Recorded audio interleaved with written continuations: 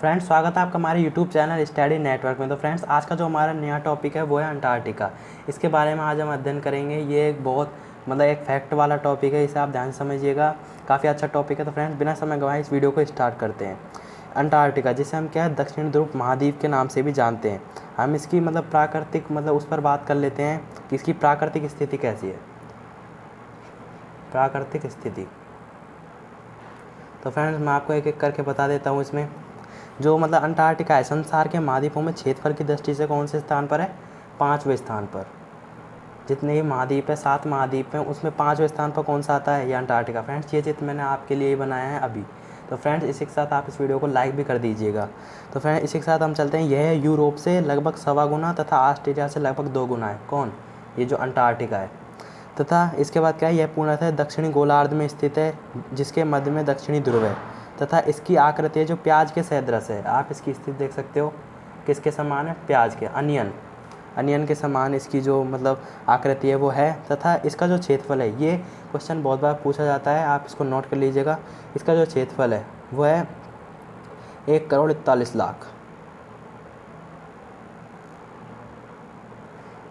1,41,00,000 short में लिखे तो 1.4 करोड़। ये इसका क्या है? क्षेत्रफल है। तथा कोई इसकी जनसंख्या पूछे तो ये वीरान महाद्वीप में आता है। वैसे तो यहाँ पर कोई रहता ही नहीं है, वीरान महाद्वीप में आता है। तथा इसके बाद हम पढ़ते हैं अंटार्कटिका का लगभग 98% भाग। कितना प्रतिशत? लगभग 98%। किसका? अंटार्कटिका का, जो क्या है हमेशा बर्फ़ की चादर से ढका रहता है। जिसकी मोटाई कितनी है? आप हैरान रह जाएंगे, 2 से 5 किलोमीटर तक। जो वो बर्फ़ की चादर है वो 2 से 5 मिनट तक गहरी हुई है। तथा इसके बाद यदि किसी खगोलीय अथवा भूगोलीय दुर्घटनावश यह समस्त बर्फ़ यहाँ की पिघल जाए तो क्या है, दुनिया के अनेकों द्वीप तथा कम ऊंचे मैदान समुद्री जल में डूब सकते हैं। इस पर बहुत ज़्यादा बर्फ़ है। अगर ये पिघल जाए, वैज्ञानिकों की ऐसा आशंका है, यदि ये पिघल जाए तो बहुत सारे देश क्या है पानी में या समुद्र में समा जाएंगे। तथा इसके बाद एक मेन जो टॉपिक है उसमें यह आता है, प्राकृतिक स्थिति में ध्वनि परावर्तन उपकरणों के द्वारा वैज्ञानिक ने इस महाद्वीप में बर्फ़ के नीचे दबी हुई एक बड़ी पर्वत श्रृंखला का पता लगाया है। यह जो पर्वत श्रृंखला है क्या है, इसको है ना 2 भागों में बांट दिया है। असमान रूप से कितने भागों में? 2 भागों में, एक पूर्वी और एक पश्चिमी। उसे क्या कहा गया है? ट्रांस अंटार्कटिक पर्वत, जो कि ऐसे कुछ ऐसे है यहाँ पर। ट्रांस अंटार्कटिक पर्वत यहाँ है, जो इसको 2 असमान भागों में बांटती है। क्या है? ट्रांस, लिख देता हूँ मैं आपके लिए, ट्रांस अंटार्कटिक पर्वत। ये क्वेश्चन बहुत बार पूछ जाता है। ठीक है फ्रेंड्स, आप ध्यान से समझ लीजिएगा।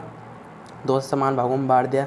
इसके बाद हम आगे पढ़ते हैं कि ये जो महाद्वीप है, इस पर क्या एक ज्वालामुखी है, माउंट एरेबस। माउंट एरेबस यहाँ पर एक ज्वालामुखी है, जो कि सक्रिय ज्वालामुखी है। कैसा ज्वालामुखी है? सक्रिय। ये ज्वालामुखी यहाँ पर है, जो एक सक्रिय एकमात्र ज्वालामुखी है। तथा इसके बाद ये तो हो गया आपकी एक प्राकृतिक स्थिति। इसके बाद हम क्या है, यहाँ की जलवायु के बारे में, यहाँ की उसके जीवन के बारे में बात कर लेते हैं। तो क्या है, यह एक बहुत विलक्षण महाद्वीप है, बड़ा महाद्वीप है। तथा इसका अधिकांश भाग बर्फ़ की मोटी शैलनुमा परत से ढका हुआ है। आपको मैंने बता दिया ऊपर। इसमें क्या है, यहाँ पे जो ग्रीष्म ऋतु आती है, कौन सी? ग्रीष्म ऋतु वो आती है नवंबर से फरवरी तक। नवंबर से फरवरी तक यहाँ की ग्रीष्म ऋतु होती है। तथा यहाँ की अगर कोई पूछे आपसे क्या कि यहाँ की जो शीत ऋतु, सर्दी यहाँ पर कब आती है, तो सर्दी है वो मई से अगस्त के बीच। यहाँ पर देखिए उल्टा सिस्टम है। हमारे इंडिया में इसका सिस्टम अलग है, लेकिन यहाँ जो है ये महाद्वीप, इस पर इसका सिस्टम क्या है? उल्टा है। जो आपकी ग्रीष्म ऋतु होती है, इसमें जो ये 4 महीने होते हैं, ये जो 4 महीने हैं, इसमें क्या है, कभी रात ही नहीं होती। हमेशा क्या है, रात नहीं होती है। हमेशा क्या है, दिन ही दिन रहता है, सूर्य लगातार दिखाई देता है। ऐसे जो शीत ऋतु होती है, इसमें दिन नहीं होता, इसमें रात ही रात होती है। रात होती है 4 महीने। ये इसमें क्या है, एक बहुत अच्छा फैक्ट है, इसे आप याद कर लीजिएगा। तथा यहाँ का जो न्यूनतम तापमान है वो -95 डिग्री सेंटीग्रेड तक आंका भी गया है शीत ऋतु में। ये है शीत ऋतु में 95 डिग्री तक सेंटीग्रेड तक ये तापमान क्या है, माइनस में चला जाता है। तथा यहाँ पर आए, कहाँ पर? अंटार्कटिका, जो अंटार्कटिका महाद्वीप है, यहाँ पर 70 किलोमीटर प्रति वेग से, 70 किलोमीटर या इससे अधिक के वेग से क्या है, आंधियाँ या झंझावात आते रहते हैं। अब अगले टॉपिक बात कर लेते हैं। 2 टॉपिक हो गए, प्राकृतिक स्थिति, जलवायु। अगला बात कर लेते हैं हम आपसे खोज एवं राजनीति के बारे में। ये अगला यहाँ टॉपिक है। इसमें क्या है, मतलब बहुत सारे देशों ने यहाँ दावे किए हैं कि मतलब ये इस प्रकार का है, यहाँ सबसे पहले ये पहुँचा था, लेकिन अभी इसके बारे में वो नहीं है। लेकिन भारत ने सन 1981-82 में प्रथम बार अंटार्कटिका पर अपनी खोज अभियान भेजा। भारत ने सर्वप्रथम जो चालू किया है इंडिया ने, वो चालू किया था 1981-82 में।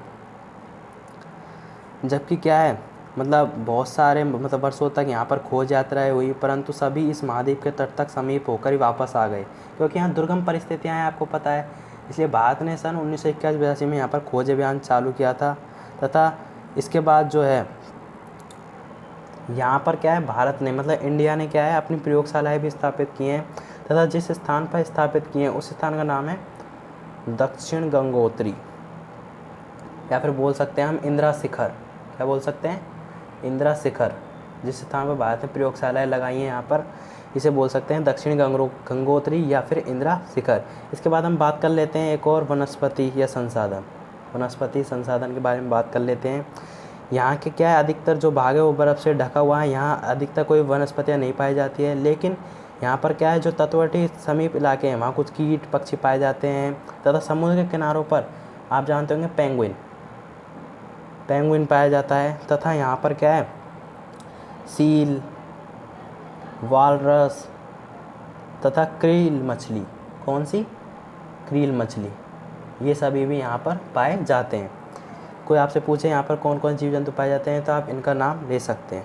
तथा इसके बाद यहाँ पर एक बहुत महत्वपूर्ण जो लास्ट में चीज़ दी गई है वो ये है कि वायुमंडल में बाहरी जो ओजोन परत में जो छिद्र हैं तथा उसके घटने बढ़ने से मिलने वाली जानकारी का भी अध्ययन अंटार्कटिका में बेहतर तरीके से हो सकता है। जो हमारे ओजोन परत में छेद होते हैं नहीं होते हैं, मतलब उसके बारे में जो अधिकतर अच्छा अध्ययन किया जा सकता है ना, वो किया जाता है अंटार्कटिका पर। इससे अधिकतर पता चल सकता है, तथा इससे हमें ब्रह्मांडीय किरणों तथा पृथ्वी के जन्म कैसे हुआ, ब्रह्मांड क्या किस तरह बना आदि के कारणों का पता किससे चल सकता है, अंटार्कटिका में। इससे ऐसे बहुत से रहस्यमय सबूत दफने हुए हैं। तथा इसमें क्या है, पृथ्वी के पर्यावरण पर होने वाले प्रभाव के बारे में अच्छी जानकारी प्राप्त हो सकती है। इस प्रकार विज्ञान को 21वीं सदी में क्या है, अंटार्कटिका पर बहुत सी उम्मीदें हैं। किसको? साइंस को। इस पर किस पर? अंटार्कटिका को लेकर बहुत सारी उम्मीदें हैं। इसलिए इस जो है ये महाद्वीप, ये इसको संज्ञा दी गई है विज्ञान के लिए समर्पित महाद्वीप। विज्ञान के लिए समर्पित महाद्वीप, ये इसका क्या है, एक तरह का उपनाम है। इसे आप याद रखिएगा, ये बहुत इंपॉर्टेंट है, विज्ञान के लिए समर्पित महाद्वीप। तो फ्रेंड्स, इसी के साथ ये वीडियो यहीं समाप्त होती है। आपको हमारी वीडियो पसंद आए तो लाइक कीजिएगा, चैनल पर नहीं तो सब्सक्राइब कीजिएगा, तथा हमारा जो इंस्टाग्राम है उसका लिंक आपको डिस्क्रिप्शन में मिल जाएगा, वहाँ जाके हमें फॉलो कीजिए। इसी के साथ मैं आपको मिलता हूँ किसी अनेक अन्य वीडियो के साथ। फ्रेंड, इसी के साथ वंदे मातरम।